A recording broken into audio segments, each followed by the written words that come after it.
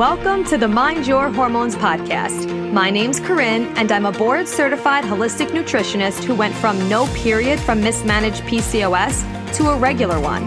Now I'm obsessed with helping you get hormonally balanced and emotionally aligned. This podcast is all about education, empowerment, real talk, and simple strategies you could start today to find inner peace and overall well-being. I am so excited to be here with you to chat about all things health, hormones, and mindset. Are you ready? Let's get it.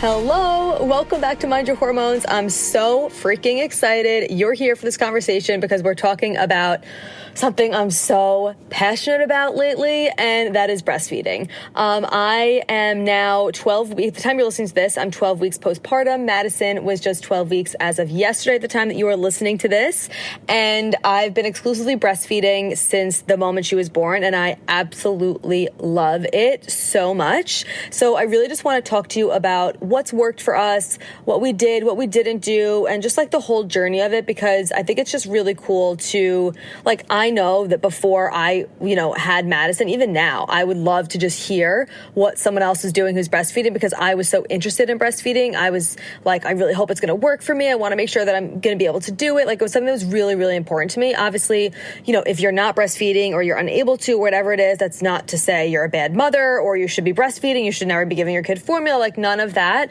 Obviously, as a holistic nutritionist, it's really a priority for me to breastfeed as long as possible because of how it supports their immune system, how nutrient dense it is, how literally your breast milk changes throughout the day, throughout the week, throughout the months to give the baby exactly what the baby needs. And what is so cool is that, like, I learned this, when you are kissing your baby, it's picking up what's on their skin, if they have any bacteria or whatever, and it's signaling to your body to make whatever it is to help them fight it off if they are sick or if they, come in contact with anything so they don't get sick. Like, it's so freaking cool. Our bodies are literally incredible. Like, it just blows my mind that our body was able to get pregnant, obviously with the help of sperm, but then after that, grow this human just like it just knew how to do it. Like, I didn't do anything other than obviously sustain the pregnancy with nutrient dense supplements and, eating well and exercising, all that stuff. But your body just knows how to grow a human and then push the human out and then sustain the human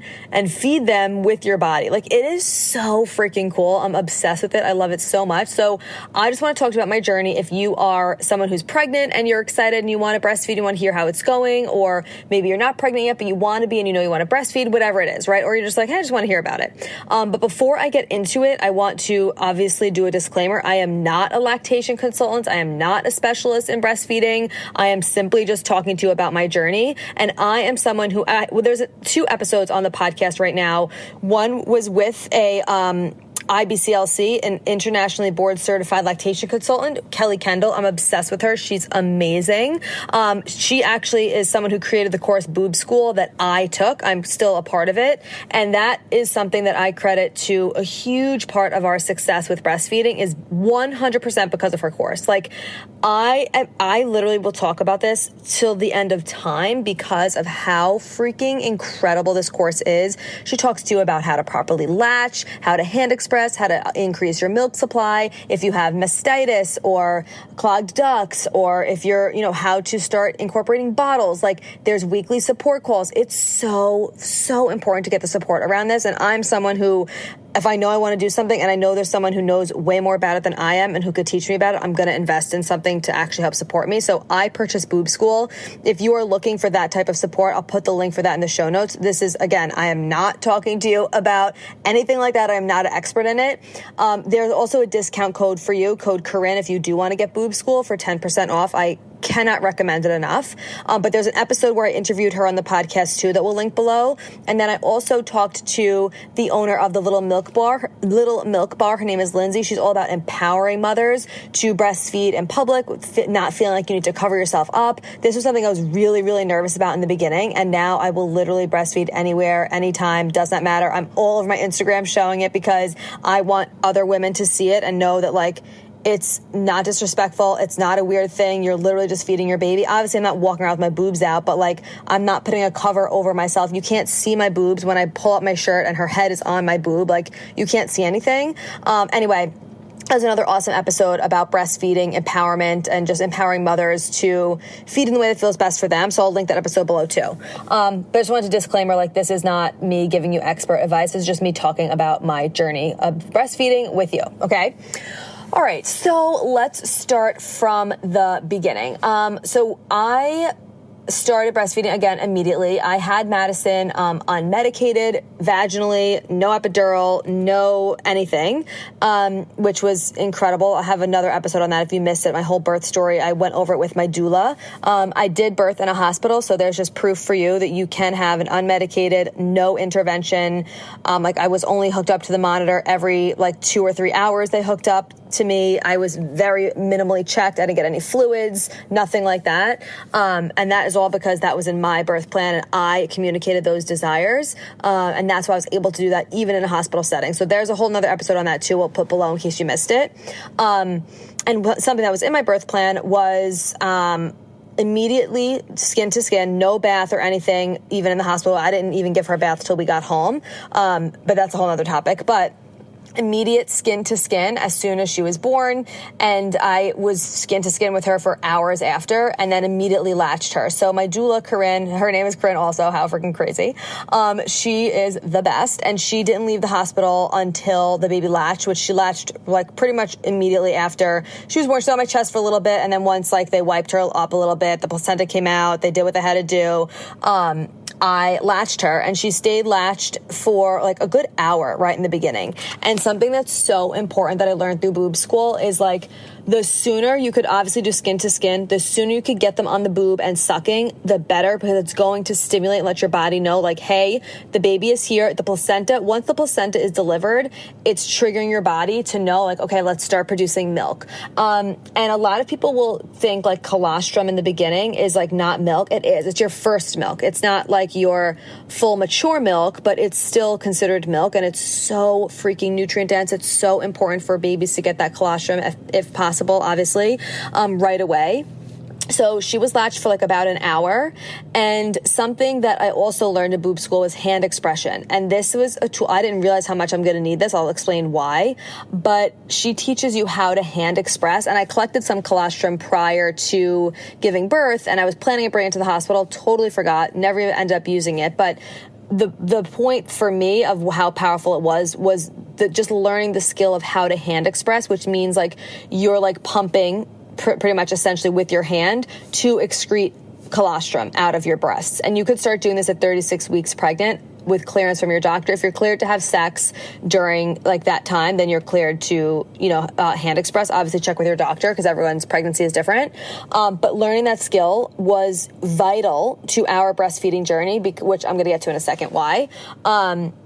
So anyway, breastfed right away. She fed for like an hour, and then I was just continuously doing skin to skin, like, Chris did skin to skin with her as well. And then for the next like few days, especially that whole first day in the hospital, I was always just topless with my robe on, skin to skin with her constantly, because the more skin to skin you have, the more they're going to latch, the more they're going to suck on your boob, and that's going to help stimulate your milk supply. Like the earlier and the longer and the more that they're on your breast in the beginning, the better it's going to help your milk supply, because it's letting your body know like you need to continuously keep producing it.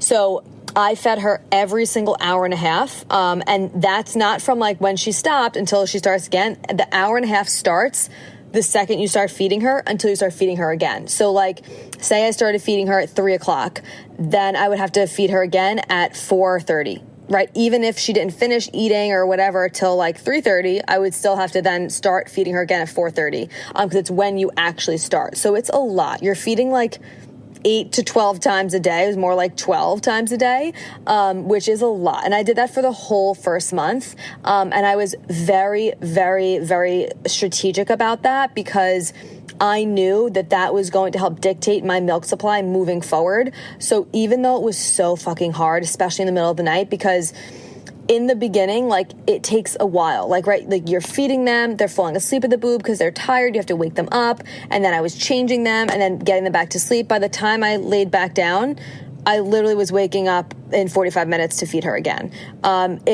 It's intense. Like, it is intense, but I'm so grateful I did that, because I know that that's another reason why our breastfeeding journey has been so seamless, and I've had an amazing supply and everything has been beautiful. And I know it's partly because I was very intentional about that, and I did not ever let her sleep, even during the day. I would wake her up to feed her. Like, there's such a misconception, like, oh, you never wake a sleeping baby. Like, in the beginning, especially if you're breastfeeding, their stomachs are so tiny, they could only take a certain amount of milk at a time. You have to be waking them up every hour and a half. They should not be going longer than that in the beginning, 2 hours max, without eating. Which is why I have issues with things like the snoo, which is something that like people like rave over. It's like, oh, my like 2-week-old sleeping 5 hours in the middle of the night. I'm like, that's not normal. Like, I'm sorry. And no shade to you if you're doing that. Like, obviously you do you. Every motherhood journey is different, but like, they should be eating way more frequently than that in the very beginning. That's just my opinion based off of the stuff that I've learned. Okay. So anyway, but there was something that happened in the beginning, which is why the hand expression was really important. So had Madison on Monday, June 12th. We went home Tuesday. I had her at 7:29 in the morning. We went home Tuesday afternoon, like, I don't know, it was probably like 2 in the afternoon. At this point, she was sleeping a ton. She slept for like, and this is something that I just was like, well, you shouldn't let your kid do this. She slept for like literally 4 or 5 hours, and she would not wake up. I was like trying to wake her up. I was changing her. I got her naked. I was like doing everything I could to try and wake her up, putting her on the boob. Like, nothing was waking her up. And I noticed that she was starting to turn a little like yellowish, which is a sign of, oh my God, jaundice. I'm like, what's the word? It's a sign of jaundice, where you have too much bilirubin in your body. Okay. This is very common for babies. And this was, I knew right away. I could see just in her skin. I'm like, her skin looks different color. Like, she's getting more tired. She's falling asleep at the breast. These are all symptoms of like them sleeping too much, them falling asleep at the breast. Like, these are all symptoms, and the yellowing skin of jaundice. And I knew that this was happening. And we went to her pediatrician the very next day on Wednesday, right? Because if you go home, we went home on Tuesday, you have to bring her to the pediatrician or him the very next day. And so they did a test, a bilirubin on her. They had to like take blood from her little heel. She didn't cry or anything. She's such a champ. I was feeding her while she was doing it. She's just like the best. And she did. She had, it wasn't like extreme levels, but she definitely had some jaundice, and she wasn't pooping. So that was the other thing. Like, in order to know that your baby is getting enough food, it's based off of how often they're peeing and how often they're pooping. And she had pooped the first day she was born. She did not poop the second day she was born. And now this was Wednesday and she still hadn't pooped. So I was like freaking out. I'm like, okay, I know. I was like, I don't want to give her formula. I want to make sure that, but I'm like, she has this bilirubin in her. It has to come out of her body. And my pediatrician, she's amazing. She's very, pro breastfeeding. She's super, super helpful with all of that, like natural as possible. And so she said, she was like, all right, well, the part of the problem is it's still just colostrum because it's very early on, and it doesn't have as high of a protein amount until your like full mature milk comes in. And what the bilirubin attaches to protein to get out of the body. She's like, so what I want you to do is give her a 1/2 ounce of formula once a day for 3 days, just so it can latch onto the bilirubin and she could poop it out and get the, jaundice out of her body. And then, you could stop and you'll be good to go. She's like, what I want you to do is breastfeed her. And then after you breastfeed her, give her a 1/2 ounce. So it's like your body still knows, it's not like cutting out that milk, that time, like that slot. So your body still knows you have to keep producing milk.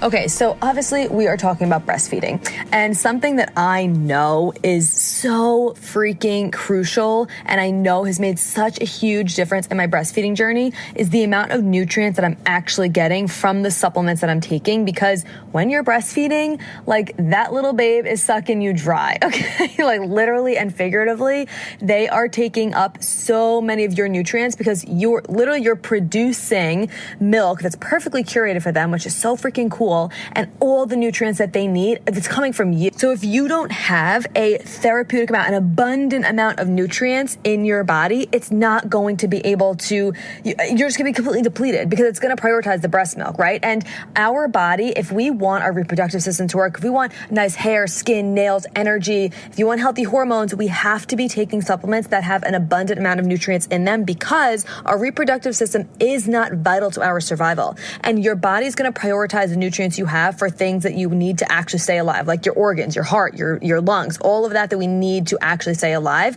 If there's no extra to go around, it's not going to go to your hormones. It's not going to go to your reproductive system. It's not going to go to your energy, your hair, your skin, your nails, all of that. So this is especially important when you're pregnant, when you're breastfeeding, when you're postpartum. Literally just any time in life when you want to actually feel good, we have to be having nutrients that are in a therapeutic amount, an abundant amount. And not only that, but that where they're in forms that our body can actually absorb. Because so many of the times your supplements have forms that the nutrients that are in the supplements have forms that your body literally can't even absorb. So that you're just taking it in and it's doing nothing, which is such a freaking waste. And when you look at the back of your supplement bottle, if you go to other ingredients and you see things like soybean oil or cellulose or talc or red 50 or artificial flavors, throw it the frig out. Okay. We don't need that shit in our supplements. So this is why I'm obsessed with needed. Like when I say I'm obsessed, I mean that I'm obsessed, and I don't say that lightly. I mean, I say obsessed all the time. It's just a word I throw around, but I truly mean it. It has freaking changed the game for me, especially energy level wise during postpartum. Hello, lack of sleep with a newborn is real. But if you have not yet checked them out, I am like, just humor me and do it. Just try it out, see how you feel. And if you don't like it, you don't have to use it again. But I know for a fact you're going to experience a difference. When I switched from a previous prenatal I was taking to needed before I was even pregnant, I was like, holy shit, I literally feel the difference. So many people have messaged me about their energy levels just from taking needed. I'm like, yes, girl, get that shit. So if you are trying to conceive in the next 6 months or less, if you're currently pregnant, if you're postpartum, if you're breastfeeding, please check out Needed Prenatal. They also have a ton of other supplements on there for your conception, pregnancy, and postpartum journey, like omega-3s, which I'm obsessed with. They have vitamin D on there. They also have choline and iron. Like, it's really freaking important. And they have supplements for men too, because like I always say, it takes two to freaking tango. So head to thisisneeded.com, put in code Corinne at checkout, CORINNE, and you will get an amazing discount. If you have any questions at all, please let me know. I cannot wait for you to try them because you're going to feel the difference. And just thank me later. Just thank me later. Thisisneeded.com, put code Corinne in at checkout and get your discount. And what I was also doing, and I'll talk to you about what I did with that, and what I was also doing to make sure that she was getting enough because she was falling asleep so much because she was jaundiced, and this is where the hand expression comes in. I was hand expressing colostrum into the haka. I was then feeding her, right? So this is also why I was not sleeping. So I was hand expressing colostrum into the haka. I then would feed her. And then after she was done eating, I would syringe what I had hand expressed, the colostrum I hand expressed, I'd syringe it into her mouth so that she would get more than what she was just getting on the boob because she was falling asleep so quickly. She would fall asleep after like 2 or 3 minutes. And I'm like, okay, or even 5 minutes. I'm like, okay, this is obviously she's not getting enough. So and then I would feed her and syringe the colostrum that I hand expressed in the haka before I fed her into her mouth. So it's like a whole process, but I'm so grateful I knew how to hand express, and it wasn't something additional I had to learn as I was already just sleep deprived, worrying that she had this jaundice, like all this was going on. So it was so helpful that I knew how to do that. And so that we did that for, I don't remember, probably a week maybe. I really don't remember. And then I was like, okay, and this is something that, you know, is just a lesson in motherhood. I was like, I'm not giving her formula. We're not doing that, But before she was born, I was like, okay, well, obviously I want to be realistic and prepared. God forbid something happens. I want to make sure that I purchase a formula that I feel okay with giving her in the event that I'm going to have to give her something. So I bought Sprouts organic plant-based formula. It's made in Australia because there were none in the United States that I would feel comfortable giving her that were plant-based. There were some plant-based ones in the US, but they were not organic, and I was not cool with that. The only one that I have found that was organic, that was plant-based, that had ingredients that I was okay with. Obviously, I wasn't thrilled with it because it was still formula, but I was like, like, okay, if in the event, God forbid, I have to give her something, then this is the one that I would want to give her. So I purchased it from Australia. I'll put the link below for this in case you want to get it as a backup as well. And I'm so glad I did, because it took a while to ship too. It came from Australia. It was also, one packet was $80 because of the shipping, which was wild, but it was worth every single penny because I ended up having to use it. So obviously, again, another lesson in motherhood, never say never. I had to do that. And I knew in my gut, I was like, I have to do this for her because she has to get this jaundice out of her body. She has to get the bilirubin out of her body, and this is the way to do it. So it was just a half an ounce of the Sprout Organic formula. We did 3 days in a row, once a day. And we had to do it in a bottle. And I was freaking out because I'm like, I don't want her to get confused with the bottle and the breast and whatever. So I had Chris give her the bottle, so it wasn't like I wasn't giving it to her. And we still do that. And I'll talk about that in a second too. So he gave her a bottle. I breastfed her. And then after I breastfed her, he gave her half an ounce of the formula. And I think we did that on a Friday, Saturday, and a Sunday. And it was just one feeding throughout the day. So it was like, what was it? It was half ounce each time. So it was really, she got 1.5 ounces of formula for those 3 days. And she pooped right that first day that we gave her the formula. She pooped right that night. Then she continuously pooped. And then we went back to the doctor. Her levels were completely down. She's like, okay, you're good. You don't have to do it anymore. After you did this weekend, like, you're good to go. Just go back to exclusively breastfeeding. And then it was totally fine. We never had to do formula again after that. And I was just like so grateful that I purchased the one that I felt comfortable with, that it worked. It did what it needed to do, and then we were able to just continue back on to exclusively breastfeeding, because I also did not want to give her a bottle that early on, because this was the first week of her life. So she was like 5 or 6 days old when we had to do this, maybe earlier than that. It had to be earlier than that. Maybe she was 3 or 4 days old. I can't remember. But anyway, it was her first week of life. She was before she was a week old. And I did not want to give her a bottle yet because of the whole nipple thing. I wanted it all to be on the breast. But it ended up being totally fine. She obviously latched completely normal after. Latching in the beginning, the first 2 days was definitely more difficult because, you're learning, the baby's learning. So it was a lot of she was getting on it. It was like a shallow latch. She didn't have the whole nipple and the whole areola in her mouth. So I had to continuously keep popping her off and putting her back on. So my nipples were definitely sore the first 2 or 3 days, which, a pro tip, hand expressing colostrum onto your boobs is really, really helpful for actually helping the nipple not it helps heal the nipple. There you go. It helps heal the nipple better than actual nipple creams, which I like the Honest Nipple Balm. That's a good one. But in the beginning, the colostrum is really what healed it up right away. And then my nipples never really hurt after that again, because if your baby is latching properly, your nipples should not hurt. Another thing I learned in boob school. Okay, so then that was that. And then, like I said, for the first month, I did every hour and a half throughout the day, throughout the night, like clockwork. Did not do any bottles again after that. We did not give her another bottle until she was, I think it was about 5 weeks. Kelly Kendall recommends between 4 and 6 weeks old that you give a bottle, because you don't want them to refuse it, because they just get really used to the nipple. And I was like, I didn't even want her. I was like, oh, I don't want her to get a bottle ever. I love breastfeeding her. But in order for me to ever do anything, even just once a day, I need for her to, obviously have someone else be able to feed her and me be able to leave a bottle with them and her be able to take the bottle. So starting at 5 weeks, we do a bottle a day. We've definitely missed days here and there, especially with renovating the house and Chris not being around as much during the day because he was doing that and then working, and it was just been crazy. So we've definitely skipped some days, but most days we do 1 bottle a day, and I have not had to pump yet. I just collect milk with the Haka in the morning, and that's how I get the milk for that day. So I've not even used a traditional pump yet, and I don't plan on it until I absolutely have to, because honestly, it just seems way more work than I really want to do. It's wild. There's just so much to clean, so much to have to do with all of that. I'm just no freaking thank you. If I don't have to, I'm not doing that. So that's how I get her milk for the day, for, whatever bottle we do. And what I do specifically is, your milk in the morning has cortisol in it to help wake them up and help stimulate that it's morning, and your milk at night has melatonin to make them sleepy. So I collect milk in the morning and give it to her during the day. If I was going to give her a bottle at night, I would collect milk at night and then give her the milk from the night at night. because I want to make sure it's like you're getting the cortisol in the morning, you're getting the melatonin at night to help with their circadian rhythm. So I personally do it like that. And then as far as what it looks like now is I feed her on demand. So after that first month, she gained weight, right? Like she was always consistently gaining weight. She's been amazing with gaining weight, poos, peeps, like everything is, going amazing. I've never had to worry about is she getting enough or anything like that because I know she's peeing, I know she's pooping, I know she's gaining weight, so I know she's getting enough.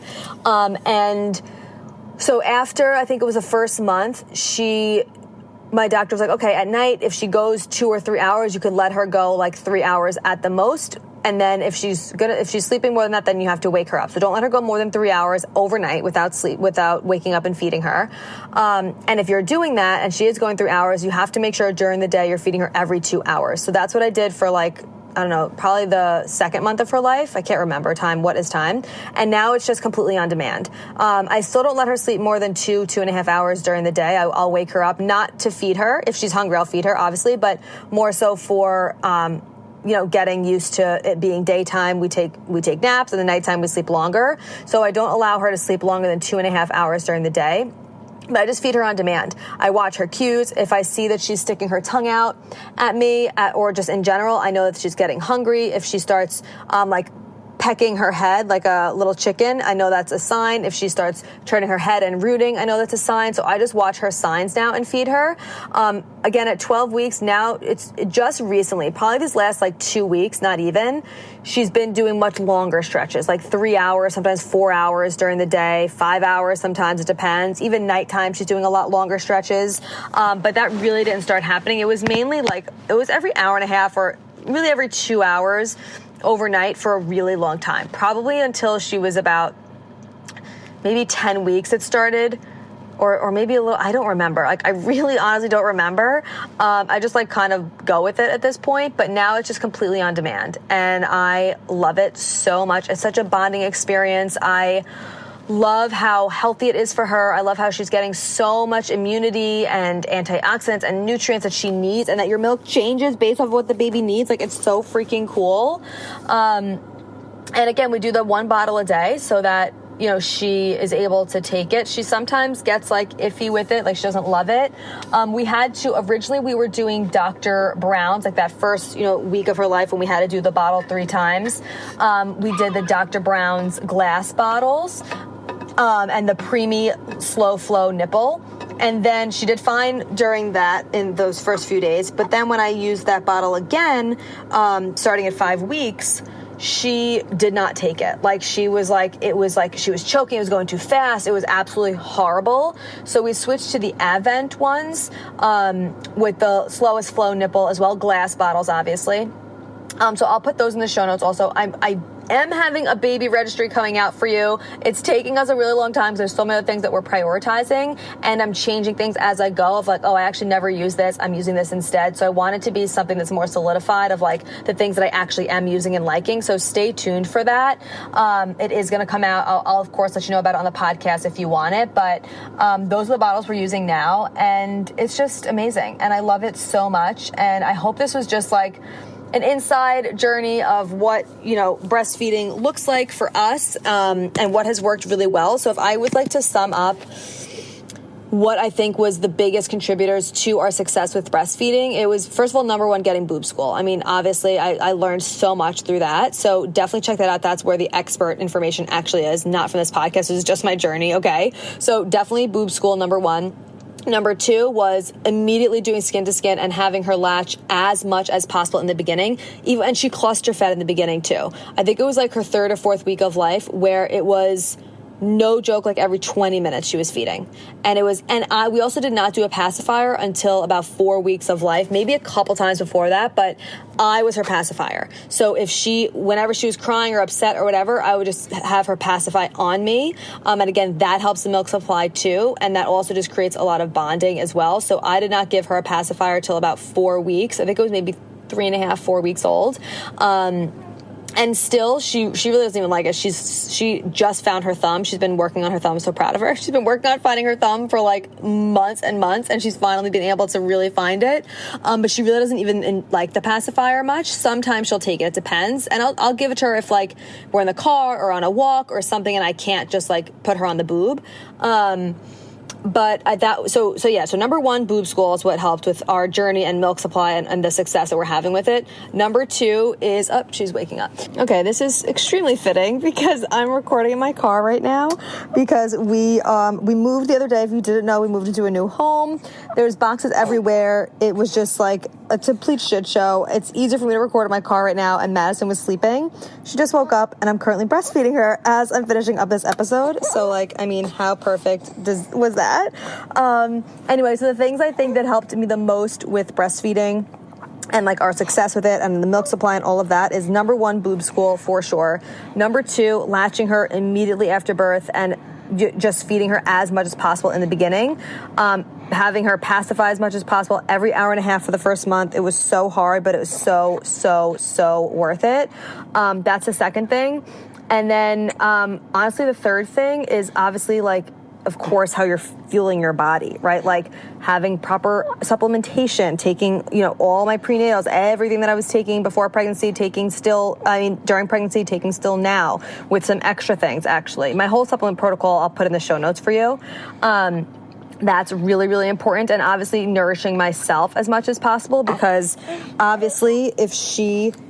I'm giving her all these nutrients. Like I have to be fueling my body properly because your body's going to prioritize the baby. So you can get very nutrient depleted, which I have definitely experienced some low iron. Again, I have to for sure take more of that during postpartum because your body's going to prioritize the baby's needs, and it's going to take anything it needs from you to give to the baby. So you have to really make sure you're eating enough. Like, damn, is pregnancy, oh my God, breastfeeding hunger a real freaking thing. Way more hungry breastfeeding than I was when I was pregnant. So anyway, those are the things that helped me the most. I hope this was helpful for you. Honestly, if you are someone who is really hoping that you can breastfeed, boob school is a non-negotiable in my opinion. It's extremely important for you to have this knowledge, to have the resources, to be able to have the group support calls. Like, it is so powerful. I've loved it, and I know that you're going to love it too. So the link will be in the show notes. Discount code is in the show notes. All of it is there. Thank you for being on this ride with me. Literally, we're in my ride right now as I'm breastfeeding her in public, no cover on. You know how we roll. Obviously, I have my shirt on, so it's like you can't see anything. But anyway, I hope you enjoyed this episode. Please share this with anyone who would like to hear an inside scoop of what's been going on. Let me know what you think of this. I hope it was just entertaining for you to listen to, and I hope you enjoy the rest of your day, and I'll talk to you soon.